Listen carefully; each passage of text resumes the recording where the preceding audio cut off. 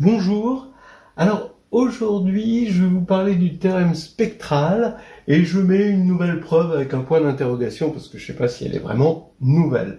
Mais en tout cas c'est mon collègue Toufik Larsen avec qui on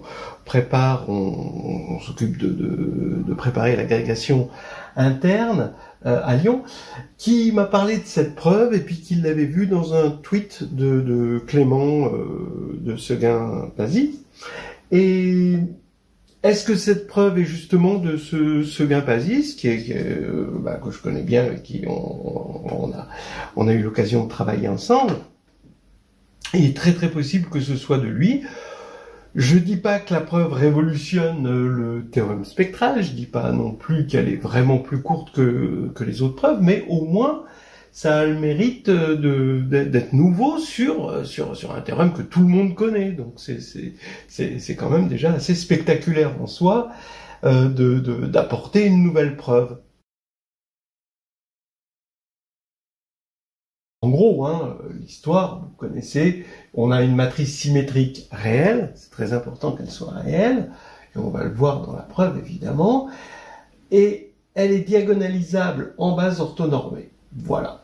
Donc ça c'est intéressant, ce qui veut dire qu'une matrice symétrique réelle va pouvoir s'écrire, si on l'appelle S, elle va pouvoir s'écrire P fois D fois P-1 avec D diagonale, réelle évidemment, et P transposé P égale identité. Voilà. Alors, il est intéressant, quand on regarde les choses matriciellement, il est intéressant plutôt de le voir comme quelque chose qui vit dans un espace vectoriel, quelque chose qui est plus géométrique. Une matrice, c'est plutôt un objet de calcul, alors qu'un endomorphisme est un objet qui est plus à même à recevoir des problèmes plus ouverts, n'a pas besoin d'être dans une certaine base fixée, et donc peut recevoir tous les problèmes de la physique et de la géométrie. Mais en gros, le théorème qui donne ceci, sa version, on va dire géométrique, quand je dis géométrie, c'est de la géométrie linéaire évidemment, soit E un espace vectoriel euclidien et phi auto-adjoint, d'accord, à partir du moment où il est euclidien, pour tout endomorphisme de E, on a un endomorphisme adjoint, phi étoile, et auto-adjoint, ça veut dire que phi étoile égale phi. Voilà. Alors, il existe lambda réel et U différent de 0, tel que phi de U égale lambda U. C'est sur ce théorème qu'il y a une nouvelle preuve. Alors d'abord, comment on passe de ce théorème à l'histoire de cette matrice symétrique réelle? Alors c'est simple. D'abord, si phi est auto-adjoint, alors dans une base orthonormée, la matrice de phi sera symétrique réelle. Ça, c'est assez clair et c'est bien connu. Ensuite, à partir du moment où on a trouvé U non nul tel que phi de U égale lambda U avec lambda réel, eh bien, ça veut dire, et U dans E, évidemment, je ne vais pas préciser, mais c'est évident, alors, on va pouvoir faire une récurrence pour obtenir une base orthonormée qui va faire que phi va être diagonalisable en base orthonormée. Et cette récurrence, elle est basée sur le fait que, bon, alors d'abord, à partir du moment où on a un tel lambda réel, on va avoir un sous-espace propre, donc en particulier non nul, E lambda, pour la valeur propre lambda, et ce qui va se passer, c'est que l'orthogonale, parce qu'on est dans un espace euclidien de E lambda, d'accord, va être encore stable par phi. Donc à partir de ce moment-là, c'est très facile de voir que phi va être diagonalisable en base orthonormée par récurrence. La récurrence va fonctionner grâce à cette stabilité et le fait que lambda est non nul. Voilà. Alors pourquoi c'est stable par phi? Parce que si on prend x dans l'orthogonale de E lambda et y dans E lambda, il faut montrer que phi de x appartient encore à l'orthogonale de lambda, et là on a phi de x y, d'accord, donc ça c'est la forme euclidienne sur E, par définition de l'adjoint c'est x phi étoile de y, Voilà. C'est égal à x phi de y. Bah, pourquoi? Bah, évidemment, puisque phi est auto-adjoint. Et phi de y, c'est lambda y. Donc, je peux sortir lambda par bilinéarité de la forme. Et ça fait lambda xy.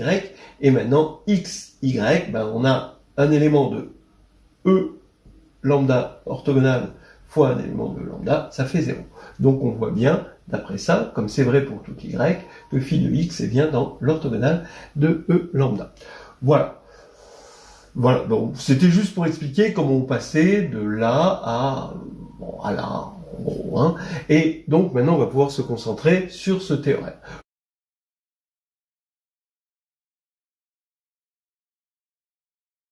Pour démontrer ce théorème, il y avait, bon, je connaissais, la plupart des gens qui enseignent l'algèbre linéaire connaissent un certain nombre de preuves. Il y a une preuve qui, la preuve principale consiste à regarder le max de la fonction qui à x donne phi de x, x, hein, le produit scalaire phi de x, x, on regarde le max sur la sphère. Donc on a une fonction continue, on est en dimension finie, donc la sphère est compacte, sur R, hein, évidemment. Bon, on a un max, et le vecteur hein, de la sphère sur lequel le max est atteint, c'est assez facile de voir pour un certain nombre de raisons. Alors généralement deux raisons parallèles, une raison qui est de calculer une certaine différentielle, et une autre raison qui est d'utiliser Cauchy-Schwarz. Voilà. Vous pouvez d'ailleurs trouver ceci dans mon carnet de voyage en algèbre. Bien. Alors maintenant, une autre méthode consiste aussi, pour montrer ce théorème, à dire, bon, bah, on va regarder, on va identifier E à Rn, d'accord, par une base, voilà, et Rn, on va le plonger dans Cn, voilà, et Cn, on va mettre une forme, alors peut-être on pourrait partir d'une base orthonormée ici de E, pour l'identifier à Rn, et on va plonger Rn dans Cn, et on va prolonger phi en quelque chose d'auto-adjoint, mais de Cn cette fois-ci. Et là, alors c'est quand même des constructions, et là, pourquoi ça nous sert d'être dans C? Ben, c'est parce que dans C, on est sûr d'avoir une valeur propre. Voilà. Parce que C est algébriquement clos, et cette valeur propre, le fait que phi reste auto-adjoint, on montre qu'elle est réelle. Voilà, c'était à peu près toutes les preuves classiques que je connaissais. Si vous en connaissez d'autres, dites-le moi. Et en tout cas, voici le lemme. Alors, qui va permettre de prouver, avec une nouvelle méthode, ce théorème.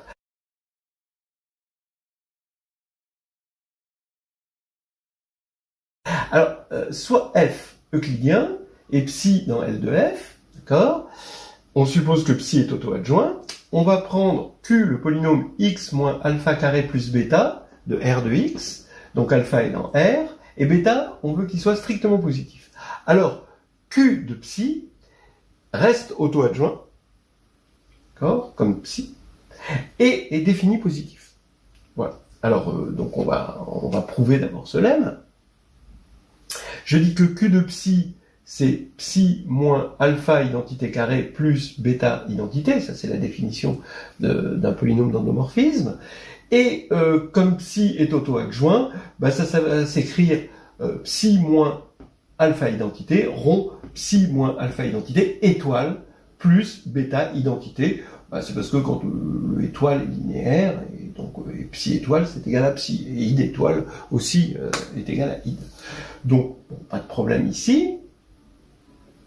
Et sous cette forme, on voit bien que c'est auto-adjoint. Hein, c'est totalement auto-adjoint. Hein, quand on va faire étoile à ça, on va retomber sur la même chose. Et maintenant, on va montrer que c'est surtout défini positif. De toute façon, Q de psi, le tout étoile, c'est égal à Q de psi étoile. Hein, donc le fait que psi étoile soit égal à psi va faire que ça, c'est auto-adjoint. Mais maintenant, on va montrer que c'est défini positif. C'est-à-dire qu'on va démontrer que si U est différent de 0, Q de psi de U, en produit scalaire, est strictement positif. C'est ça, un endomorphisme défini positif. Eh bien, regardez, c'est très simple, hein. Vous regardez ça, vous développez ça par linéarité. Alors, vous allez avoir la partie bêta id de UU, donc c'est égal à bêta UU, et l'autre partie, cette partie appliquée en U et multipliée scalairement par U, eh bien, par la définition de l'adjoint, ça fait psi moins alphaïde de U, psi moins alphaïde de U. D'accord? En passant cette partie adjointe de l'autre côté, ici, comme on a fait de là vers là. Et en utilisant que l'adjoint de l'adjoint, ben, on retombe sur l'endomorphisme de départ. Bon, voilà. Et ben regardez ça, hein, UU est strictement positif, parce que U est non nul, hein, et qu'on est dans un espace euclidien. Bêta, il est strictement positif, donc ça c'est strictement positif. Et ça, bah, c'est positif ou nul, hein, parce que c'est une norme au carré, hein, une norme quadratique, hein, au carré. Donc, moralité, ça c'est bien strictement positif, donc on a bien un endomorphisme auto-adjoint défini positif. Voilà. Alors après avoir prouvé ce lemme, on a la preuve du théorème. On suppose que mu phi est le polynôme minimal de phi, d'accord? Donc je reprends hein, les hypothèses du théorème, hein, donc on a phi auto-adjoint dans L de E, et je vais regarder mu phi, le polynôme minimal. Je veux montrer qu'il a au moins une valeur propre réelle. Supposons que toutes ces valeurs propres soient non réelles. Donc quand on décompose mu phi, eh bien on va avoir des diviseurs de mu phi. Bon, mu phi a priori il est non constant, hein, parce qu'on est en dimension. On va supposer qu'on n'est pas en dimension nulle. Donc si par l'absurde il n'y avait pas de valeur propre réelle, eh bien, tous les diviseurs de mu phi seraient de la forme, ce Q-là, c'est-à-dire pourrait se mettre sous la forme x moins alpha carré plus bêta, hein, c'est la forme canonique du trinôme qui ne se décompose pas. D'accord? Voilà. Hein, et on sait qu'un polynôme réel se décompose de façon unique, par factorialité, en polynômes irréductibles, et ces polynômes irréductibles réels sont de la forme soit x moins lambda, d'accord, ce qui ne va pas être le cas par l'absurde si phi n'avait pas de valeur propre, soit alors de cette forme-là, d'accord, avec bêta strictement positif. Bien. Donc maintenant mu phi serait égal à q fois un certain p, d'accord, P pouvant éventuellement être constant, lui c'est pas un problème, et donc maintenant Q phi restreint ou induit sur im de P de phi, donc on regarde le polynôme d'endomorphisme Q de phi sur im de P de phi, bah, évidemment comme mu phi annule phi, bah, ça fait 0, d'accord? Ben, comme ça fait 0, ça veut dire que et que Q de phi. Alors maintenant, regardons. Hein, voyez bien que Q de phi induit sur im de P de phi, c'est Q de phi induit sur im de P de phi. Alors maintenant, je vais pouvoir utiliser le lemme avec F égale im de P de phi, psi égale phi induit sur im de P de phi, et Q, c'est Q. Voilà. Donc on a égal 0. Ah oui, on a égal 0 alors qu'il était censé être défini positif. Ça veut dire que forcément, il n'y a pas d'élément non nul dans F, tout simplement. Ça veut dire que dans F est nul, F est le sous-espace nul. Donc ça veut dire que im de P de phi est nul, donc ça veut dire que P de phi, c'est l'endomorphisme nul. Ah oui, mais si c'est l'endomorphisme nul, ça veut dire que P annule phi, donc c'est le contraire à la minimalité de mu phi. Voilà. C'est la preuve du théorème.